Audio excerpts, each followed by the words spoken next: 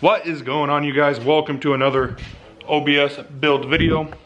And hopefully you guys watched last video on the install of the Dirty Dingo transmission crossmember. If you didn't, I'll put that up in the corner of the screen for you guys as always. But today we're gonna be doing some bigger C-notches on my truck so that when we do air this thing out, it actually has room to air out. For those of you guys that do know or have seen videos in the past, I had the Reckless under the bed notch in it, but going with the 3-link that I'm going with, laying frame, I had to get a bigger notch. So it doesn't look like it's getting done correctly, but I promise you, I mean, maybe not correctly, but I promise you it's getting done. Basically, I had to have a buddy make these notches to fit over this notch so that was easier to put in, because I've never put in a notch on a truck that already has had a notch. I'm used to doing this style or like the bolt-in bell tack or something like that. So it may not look like it's correct, but it is in where it's supposed to be. Obviously I still got to burn it all in, cut out the middle, but I wanted to get this side done to that point so I can get this side done on camera for you guys. That way I'm doing it quote unquote correctly, not steering you guys in the wrong direction. So that's what I'm doing. We're gonna go ahead and get this side, how this side's looking. Then we'll get a bar across, make sure the notches are even and level and all that stuff, and start getting them burned in. So let's go ahead and start cutting up my frames. All right, so the first thing I'm gonna do is I'm gonna get this piece of angle iron tacked in right here. That way when I am cutting out all the notch, the frame's not wanting to kind of sag down in the back, since it is already have so much missing. Pretty much the only part of the original frame in this area is the top rail. So that's just an extra safety precaution I'm gonna do. I'm gonna just tack that in right here. Make sure that doesn't fall down.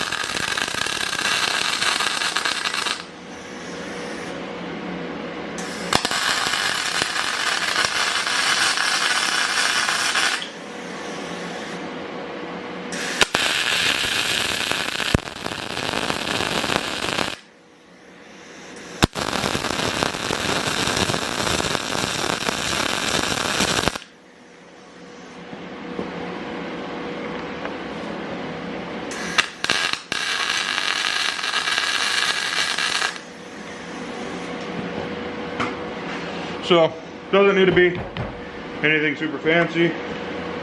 No crazy welds or anything like that. Like I said, it's just there to make sure it doesn't sag down or anything like that. So now, even though the welds are super loud, what I'm gonna do is I'm gonna start getting the actual notch itself cut out. If you guys saw that part or paid attention, I'm not showing that part. I'm gonna leave this whole outer plate of this notch in.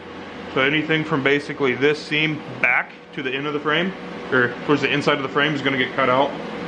So the whole top and this whole back side is all gonna get cut out. And then, since I already have that side done, I know how far up I need to go, how far back I need to go for the notch to actually fit inside the frame rail. So what I did was measured. I already know this hole right here on your frame rail is a common hole on both sides. They're in the exact same location.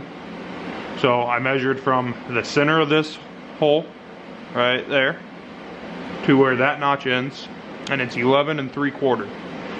So once I get this notch cut out, I'll measure from here, center of this hole, to 11 3/4, which should probably be roughly right about there.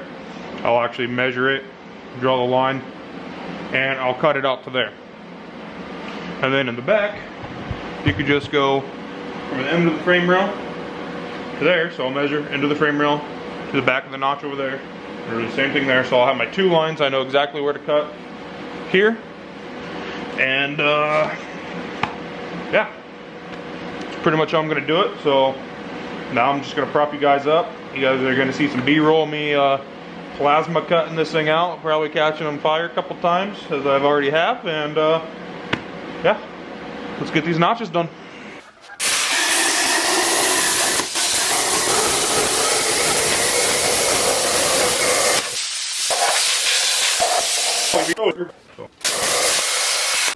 Alright guys, the camera died, but I should have this almost all the way cut off.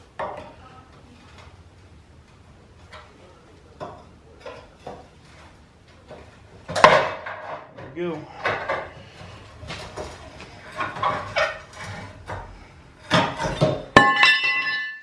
So there's the top section. Still got to do the back plate and come out to those lines. You guys can see that. Yeah, you guys can see that. The line that I drew there and there, as far as where to come all the way out to. So I'm gonna get this back plate section taken off and get it cut out to here. And again, just prop you guys up and let you guys watch me catch myself on fire.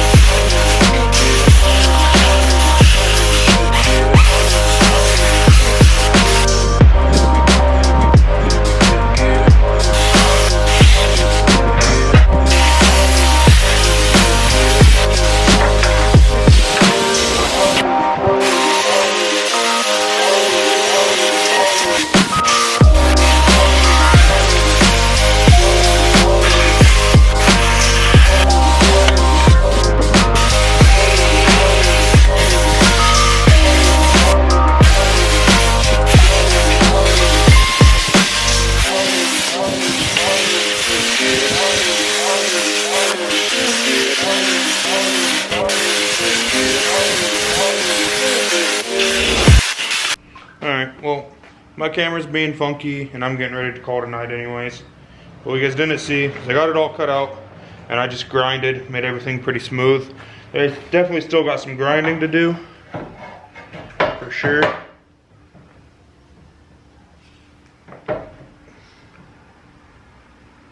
But they sit in there. But yeah, so they sit in there. They are both in. So you guys can tell there.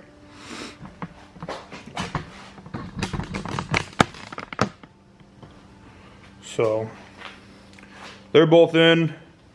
Obviously, still need to get a little bit more precise as far as fitment. Got some beveling of the edges to do for welding. Got some cleaning up of the metal to do before we weld.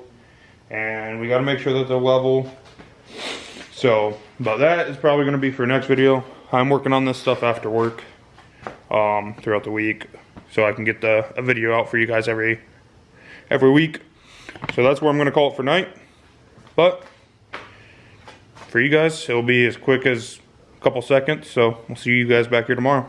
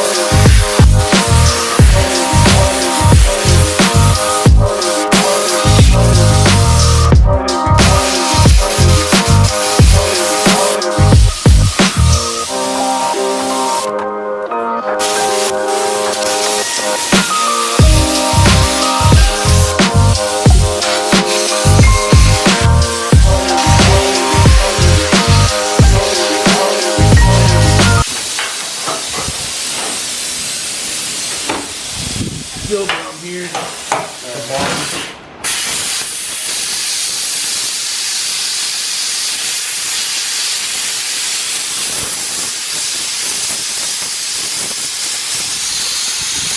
There's the plug from that move.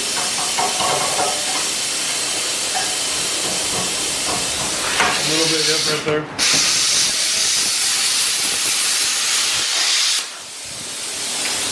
Maybe try to do it as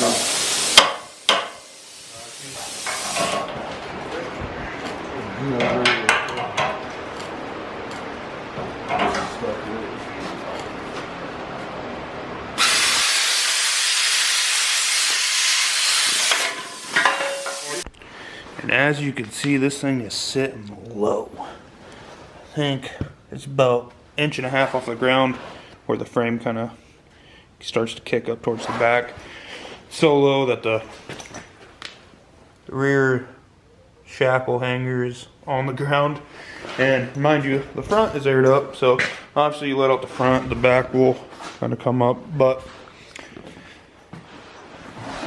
notch is done. Obviously still more welding and grinding, but you guys don't need to watch me sit here and weld and grind. I'm sure you guys have watched enough of that this video.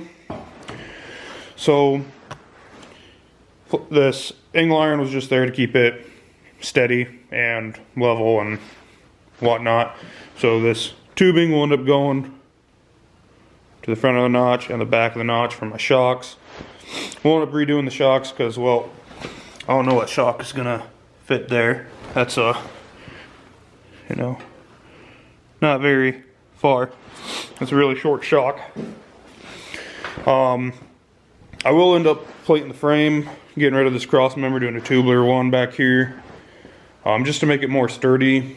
Still got to notch the frame for the front for the tie rods. I'm gonna still have to make something for shocks up here.